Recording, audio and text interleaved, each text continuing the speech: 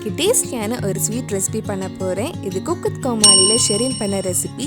இந்த டேஸ்டியான மேங்கோ ஃபிர்னி எப்படி செய்கிறதுன்னு இந்த வீடியோவில் பார்க்கலாம். ஃபர்ஸ்ட் 1/4 கப் பாஸ்மதி அரிசி அரை மணி நேரம் தண்ணியில் ஊற வச்சிடலாம். உங்ககிட்ட பாஸ்மதி அரிசி இல்லைன்னா நீங்கள் சாதம் வைக்கிற அரிசி கூட யூஸ் பண்ணிக்கலாம். ஆனால் பாஸ்மதி அரிசியில் பண்ணால் டேஸ்ட் ரொம்ப நல்லாயிருக்கும். இது நல்லா ஊறினதுக்கு அப்புறம் ஒரு 15 நிமிஷம் காட்டன் துணியில் காய வச்சுருங்க. காஞ்சதுக்கு அப்புறம் இது ஒரு மிக்ஸி ஜாருக்கு மாற்றிட்டு ரொம்ப பவுடராக இல்லாமல் ரவா கன்சிஸ்டன்சிக்கு பவுடர் பண்ணி எடுத்துக்கோங்க. இப்போ ஒரு பேனில் 1/2 லிட்டர் கெட்டியான பால் சூடு பண்ண வச்சுருக்கேன். பால் கொஞ்சம் சூடானதும் நம்ம பவுடர் பண்ண அரிசி இதில் போட்டு வேக வைக்கலாம். அரிசி லோ ஃப்ளேம்லேயே வேக வச்சுக்கோங்க. இது வேகிறதுக்கு 15-20 நிமிஷம் ஆகும். நடுவில் அடி பிடிக்காமல் இருக்க கிண்டி விட்டுக்கோங்க. நம்ம சேனலில் இதுக்கு முன்னாடி நிறைய ஸ்வீட் ரெசிபி குக்கு கோமாளியோட ரெசிபிஸ் எல்லாம் பண்ணியிருக்கேன்.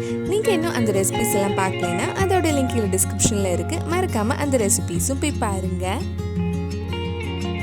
நான் ஒரு பழுத்த மாம்பழம் எடுத்திருக்கேன். அது ஒரு மிக்ஸி ஜாருக்கு மாற்றிட்டு நம்ம மேங்கோ பியூரி ரெடி பண்ணலாம்.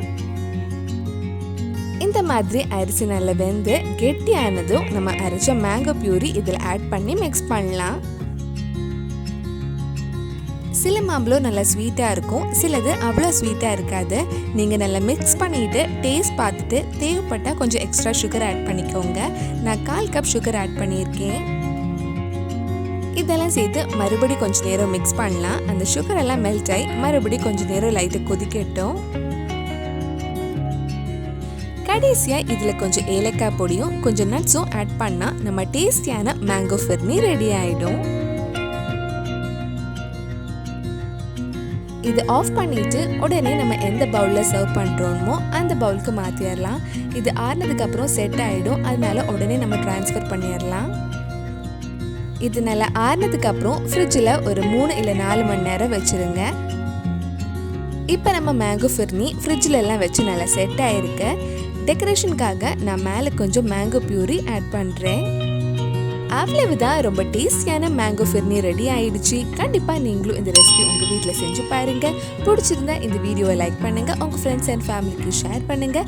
வேறு நல்லா குக்கு கோமாளி ரெசிபி நம்ம சேனலில் ட்ரை பண்ணலான்னு கீழே கமெண்ட் பாக்ஸில் சொல்லுங்கள். நீங்கள் இன்னும் என்னோட சேனலை சப்ஸ்கிரைப் பண்ணலைன்னா மறக்காமல் சேனலையும் சப்ஸ்கிரைப் பண்ணுங்கள். கூடவே அந்த பெல் ஐக்கனையும் ப்ரெஸ் பண்ணால் நான் புது வீடியோ போட்ட உடனே உங்கள் ஃபோனுக்கு நோட்டிஃபிகேஷன் வந்துடும்.